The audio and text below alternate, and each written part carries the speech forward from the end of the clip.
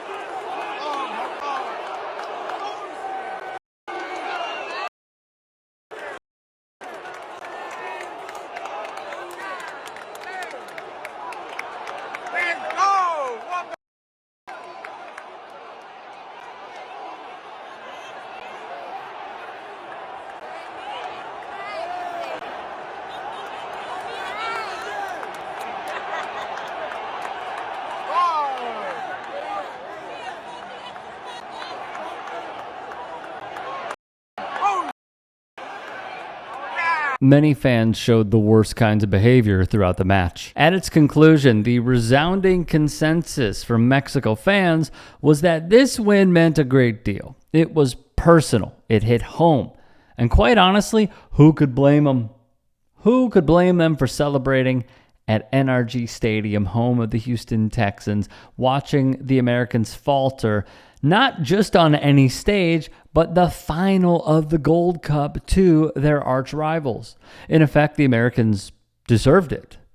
Mauricio Pochettino, the new manager, has his work cut out for him prior to the World Cup, which is being hosted by Canada, the United States of America, and Mexico. Christian Pulisic did not play in the Gold Cup.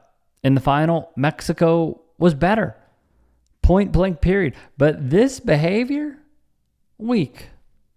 Incredibly weak. Shallow. Thin-skinned. Awful. But let's go back to that very first piece of video, shall we?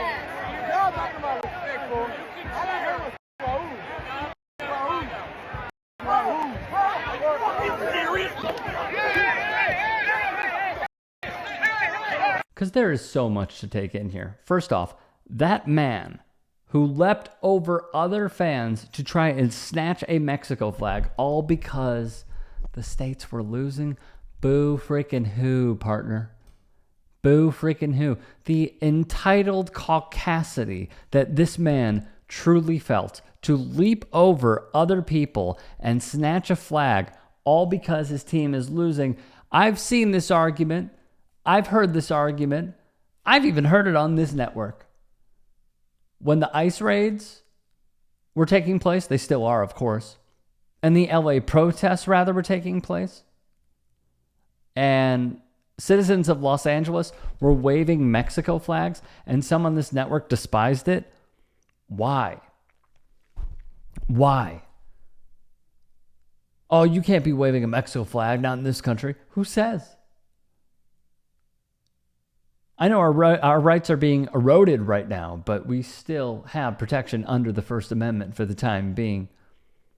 It's such a negative that someone is flying a flag that they are proud of and that they came from and their ancestors came from until we colonized it. Like, I don't really understand this talking point, but that is how that man felt when he leapt over dummy Alexi Lalas in front of him and tried to take a person's flag.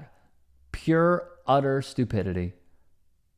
And flat out entitled. But then there's also dummy Alexi Lalas that we should touch on. How do I explain the phenomenon of Trump? I think that he is counter to the stereotype over the years. I think that he speaks in a way that appeals to not just Americans, but I think many people around the world it's not a simplicity, but it cuts through. President Trump voiced support for the U.S.-Mexico-Canada joint bid to host the World Cup 2026 when he tweeted, "The U.S. has put together a strong bid with Canada and Mexico for the 2026 World Cup. It would be a shame if countries that we always support were to lobby against the U.S. bid. Why should we be supporting these countries when they don't support us, including at the United Nations?" Now, was this a threat? Yeah. but it did push the envelope, which is exactly what President Trump does. In The Art of the Deal, President Trump talks about his 11 tactics in business. Stand, I'm going to put my hand over my heart, and I am going to sing. And I believe that all U.S. national team players should be required to do that, because just because we live in the land of the free doesn't mean that we are free to do anything that we want. I think also he says things that people think but are afraid to say. We live in a culture of fear, let's be honest. Especially in California. Absolutely, yeah. But with that diversity comes diversity of thought. So I've argued that the homogenous nature of some other countries and cultures, just in population, in terms of the size, are much more manageable.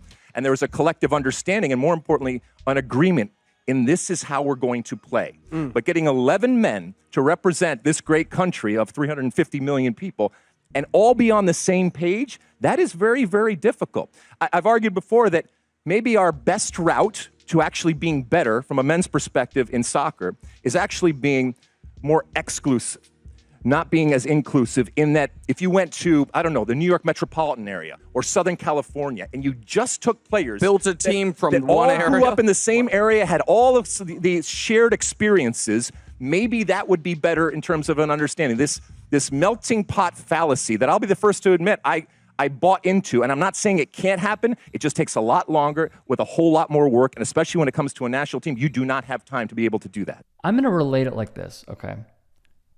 I am in Chicago. I'm a huge Bears fan, been my whole life. My dad ingratiated Bears culture in me. I have seen Brett Favre play. I've rooted against the Packers openly. One thing that gets me, like really gets me, is that Mike Ditka is viewed as this, viewed in great stature, but as this caricature by the fans.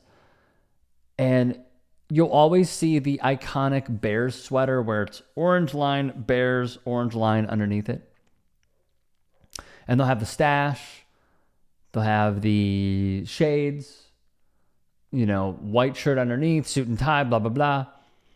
And that's like viewed as being part of Bears culture when I don't really care for it. And it looks so similar to what this dude was doing with Alexi Lalas, who has shown to be I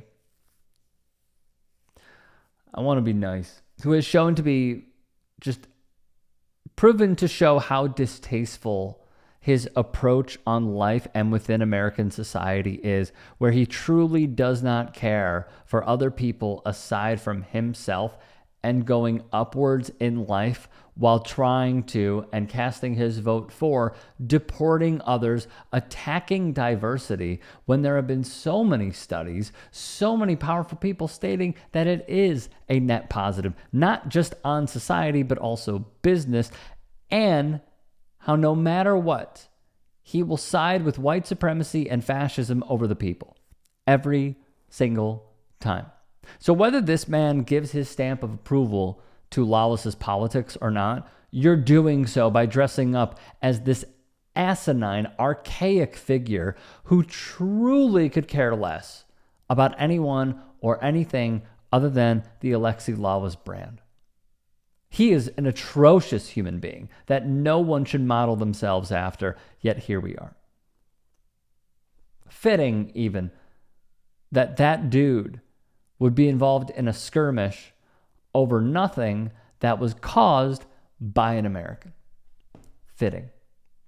To end on a high note, the passing of Diogo Jota was tragic. Flat out tragic. Seeing Andy Robertson's post crushed me. Sadio Mane, Mohamed Salah, over and over and over. I saw the posts, right? And then in the Gold Cup, seeing Raul Jimenez pay tribute to Jota because the two played together at Wolves.